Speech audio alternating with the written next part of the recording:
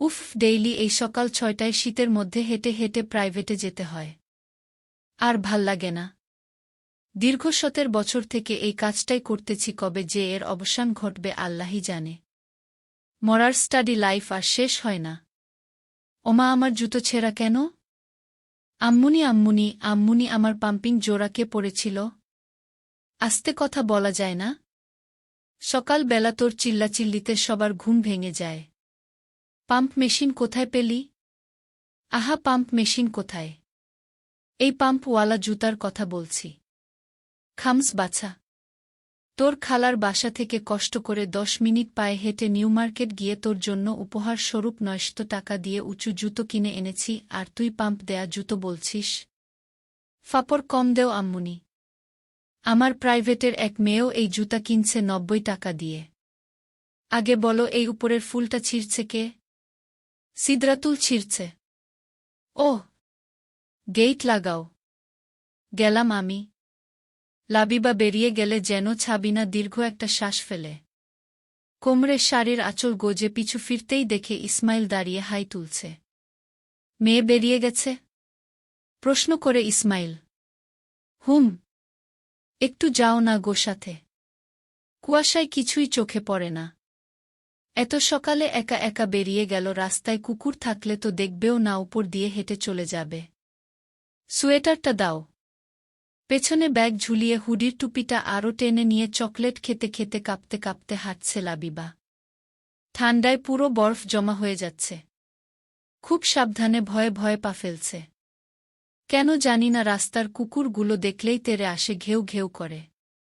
পেছন থেকে কেউ চাদর চাপিয়ে দিতেই পিছু ঘুরে। ও হাব্বু, ভয় পেয়ে গিয়েছিলাম। ভয় কেন পাবে? ছোট থেকেই যাতায়াত করছো, এখনো কেন ভয় পাও? বুক উঁচিয়ে চলবে। আমার মেয়ে যেন কোনো কিছুতে ভয় না পায়। প্রাইভেটে পৌঁছে দিয়ে বাসায় ব্যাক করে ইসমাইল।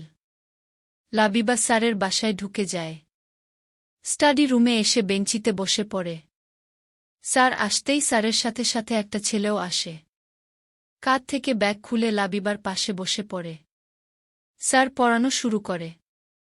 পড়ার মাঝখানে লাবিবা হঠাৎ করে ছেলেটার দিকে তাকায়। লম্বা ফর্সা গড়নের সুইট একটা ছেলে। লাবিবা জিজ্ঞাসা করে, কোন ইয়ার? First year. ইউ? তোমার 1 year senior. Nice to meet you. Sir কি বলে শোনো। পরপর দুটো প্রাইভেট শেষ করে বাসায় চলে আসে লাবিবা। বড় ভাই লিটনের ১.৫ বছরের মেয়ে সিদরাতুলকে নিয়েই সময় কেটে যায়। রাতে পড়তে বসে। মেথ বই খুলে পড়ার পৃষ্ঠা বের করে সামনে রেখে নীরব দৃষ্টিতে তাকিয়ে থাকে। একটা লাল গোলাপের পাপড়ি বইয়ের ভিতরে। আজকে তো কেউ প্রাইভেটে লাল গোলাপ আনেনি। তাহলে? পাপড়িটা হাতে নিয়ে চিমটি কাটতে কাটতে পড়ায় মনোযোগ দেয় লাবিবা। পরদিন প্রাইভেটে যাওয়ার জন্য বের হয়ে দেখে কুয়াশা কম। হাত ডলতে ডলতে এগিয়ে যায়। স্টাডি রুমে গিয়ে বসার কিছুক্ষণ পর স্যার আসে। স্যার এসেই বলে, সবাই চলে আসছে? একজন ছাত্র বলে, স্যার ফার্স্ট ইয়ারের নতুন ছেলেটা আসেনি এখনো। ওহ, ও আসবে না বলে গেছে আমাকে। আজকে বাসা শিফট করার কথা ওদের। বই খুলো। যোগান রেখা বের করো। শোনো, যেহেতু ব্যষ্টিক অর্থনীতি first and second year same পড়া, তাই তোমাদের ফার্স্ট অ্যান্ড সেকেন্ড ইয়ার একসাথে পড়াচ্ছি। আমরা জানি স্যার। No problem. প্রাইভেট শেষ করে কলেজে কিছুক্ষণ আড্ডা দিয়ে বাসায় চলে আসে। সাবিনা বলে, আজকেও ক্লাস করিসনি তাই না? রোজ রোজ এত ক্লাস ভালো লাগে না আম্মুনি। সিদরাতুল কোথায়? টেবিলে খাবার দাও। ভেতরে গিয়ে দেখে সিদরাতুল ফ্লোরে বসে মোজা কামড়াচ্ছে। হাত থেকে মোজা কেড়ে নিয়ে সিদরাতুলকে কোলে তুলে নিয়ে ভাবির খোঁজ করে। রান্নাঘরে মমতাকে দেখে বলে, ভাবি, তোমার মেয়ে জুতা মোজার মধ্যে কি পায় বলতো? কাল দেখি আমার জুতো ছিঁড়ে রেখেছে কামড়ে, আজ মোজা কামড়াচ্ছে। দুধ না খাইয়ে খাইয়ে ইঁদুর বানিয়ে ফেলছ মেয়েটাকে। মমতা বাটিতে সিদ্ধ ডিম আর নরম ভাত লাবিবার হাতে ধরিয়ে দিয়ে বলে, খাইতেই চায় না তো আমি কি করব বলো? এখন এটা খাওয়াও দেখি খায় নাকি। লাবিবা এক হাতে সিদরাতুল আরেক হাতে বাটি ধরে ছাদে চলে আসে। পাটি বিছিয়ে খেলনা দিয়ে সিদরাতুলকে বসিয়ে দেয়। ভাত মাখিয়ে খাওয়ানোর চেষ্টা করে কিন্তু খাওয়াতে পারে না। কোলে তুলে নিয়ে হেঁটে হেঁটে খাওয়াতে থাকে। সিদরাতুল একটু খায় তো বেশিটুকুই মুখ থেকে ফেলে দেয়। ছাদের কর্নারে যেতেই নিচের দিকে তাকাতেই দেখে গলির মুখে লরি ভর্তি মালপত্র। পাশের বিল্ডিং এর সুখী ছাদে এসেছে। হাত ভর্তি ভেজা কাপড়। দড়িতে কাপড় মেলতে থাকে। সিদরাতুলকে দেখে ডাক দেয়। সিদরাতুল, ভাত খাচ্ছ তুমি? সিদরাতুল সুখীকে দেখে কোলে যাওয়ার জন্য হাত পা নাড়তে থাকে। মুখ ভরা হাসি আর আওয়াজ বের করে। সুখী ছাদের কিনারায় এসে দাঁড়ায়। লাবিবাও কিনারা ঘেঁষে দাঁড়ায়। দুই ছাদের মাঝে 2 হাত দূরত্ব শুধু। সুখী সিদরাতুলের সাথে কথা বলছে আর সিদরাতুল লাফাচ্ছে। লাবিবা সুখীকে বলে, সুখী আপু, এ গলিতে নতুন ভাড়াটিয়া এসেছে নাকি? গলিতে না, আমাদের বাসাতেই এসেছে। দুতলার ফ্ল্যাট ভাড়া নিয়েছে। ফ্যামিলি থাকবে। আঙ্কেল আন্টি আর তাদের এক ছেলে। আঙ্কেল কৃষি অফিসার বদলি হয়ে এখানে এসেছে। ওহ, লরি দেখলাম তো তাই। বাসায় এসো আপু। তুই আসিস? সিদরাতুলকে নিয়ে? আচ্ছা। নিচে গেলাম। সিদরাতুল ফুপিকে টাটা দেও। সিদরাতুল সুখীকে হাত নাড়িতে তাতা দেয়। 2 দিন পর লাবিবা ফ্রেন্ডসদের সাথে বের হয়। সরকারি ছুটির দিন হওয়াতে স্যাররা প্রাইভেট ও অফ রেখেছে। 5 বান্ধবী লাবিবা, মোহনা, সাদিয়া, তিথি, তনুজা যখন একসাথে বের হয় তখন এক ড্রেস পরে। লোকে দেখলে ভাবে এরা 5 বোন। কেনাকাটির সময় এক ড্রেস কেনার জন্য সবাই একসাথেই শপিং-এ যায়। যে শোরুম থেকে ড্রেস কেনা হয় তারা ভালো ড্রেসগুলো অনেকগুলো পিচ করে নিয়ে আসে যেন এই 5 জন কাস্টমার হাত ছাড়া না হয়। গ্রামীণ চেকের রেড ব্ল্যাক টপসের সাথে ব্ল্যাক জেগিন্স আর গলায় ব্ল্যাক স্কার্ফ পরে বের হয় 5 ফ্রেন্ড একসাথে। কাঁধে সেইম রেড কালার ব্যাগ। সাজ ও সেইম।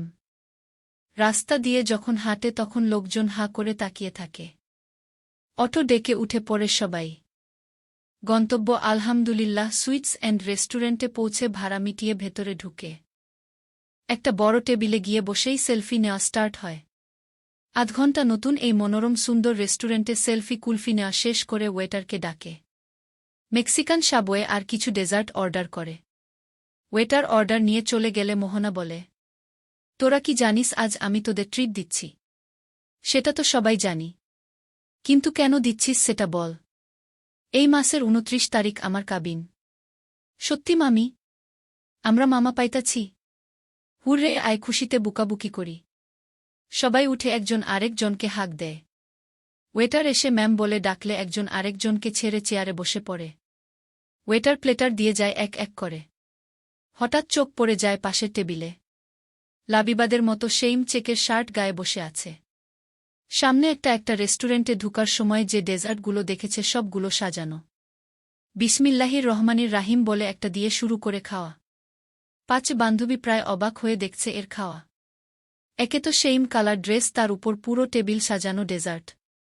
সবগুলো শেষ করে ওয়েটারকে আবার ডেকে বলে, give me some rasgulla sweets please. যেগুলো এত সফট আর অ্যাট্রাকটিভ যে লোভ সামলানো যায় না, দেখলেই খেয়ে ফেলতে ইচ্ছা করে। কয়টা দিব স্যার? দিতে থাকুন। ওয়েটার রসগোল্লার বন্যা বইয়ে দিয়েছে। এদিকে ছেলেটা শুধু মুখে পুড়ছে আর চোখ বন্ধ করে খাচ্ছে। লাবিবা তো গুনতে শুরু করেছে 41, 42, 43। পুরোপুরি 64টি রসগোল্লা কাভার করে ফেলেছে। টিস্যু দিয়ে মুখ মুছে বিল রেখে চলে যায়। ওয়েটার এসে লাবিবার সামনে বিল রেখে বলে, ম্যাম বিলটা। বিলের দিকে তাকিয়ে সবাই অবাক। বিল কম বেশি হয়েছে জন্য নয়, এর জন্য যে ওরা তো এখনও খাওয়াই শুরু করেনি তার আগেই বিল চলে এসেছে। প্লেটারগুলোর দিকে তাকিয়ে মেজাজ খারাপ হয়ে যায় সাদিয়ার। রাগ দেখিয়ে বলে, আমরা তো এখনও খাওয়াই শুরু করিনি আর আপনি বিল ধরিয়ে দিলেন? আমরা আরও কিছু তো নিতেই পারি। ম্যাম, আমি জিজ্ঞাসা করেছিলাম আপনাকে। আপনি কিছু নিবেন না বলেছেন। মোহনার দিকে তাকিয়ে। এবার মোহনা নিজের মাথায় নিজেই চাপড় দেয়। এতটা ধ্যানে পড়েছিল যে কি বলেছে মনেই নেই তার। এবার সবাই তাকায় লাবিবার দিকে। লাবিবা মাথাটা নিচু করে নেয়। একসাথে সবাই বলে উঠে, তোর দোষ। তুই নিজেও মানুষের খাওয়ার দিক হা করে তাকিয়ে থাকিস, এখন আমাদের কেউ তাকিয়ে থাকতে শেখাচ্ছিস। লাবিবা বলে, ওহ কেমন দোস্ত, দেখছিস কিভাবে খেলো। খাওয়া হলো একটা আর্ট।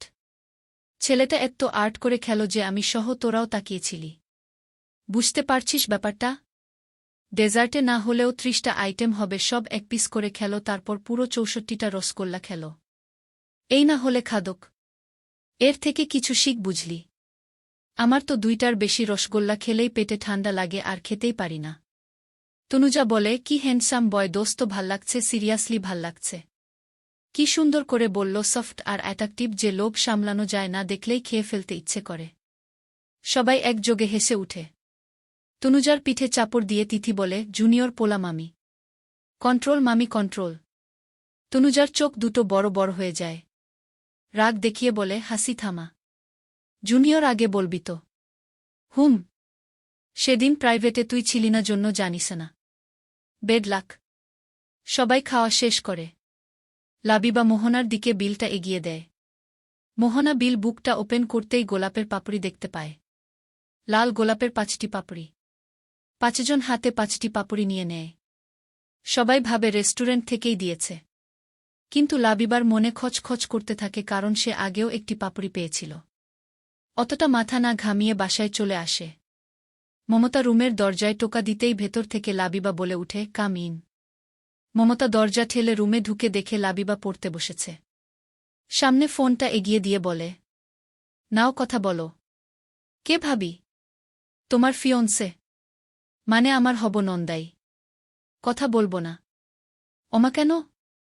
কেন মানে? উনার কি সময় আছে আমার সাথে কথা বলার? আহা, কি রাগ! কথা বলে রাগ মেটাও, আমি গেলাম। লাবিবা ফোন কানে নিয়ে বসে আছে।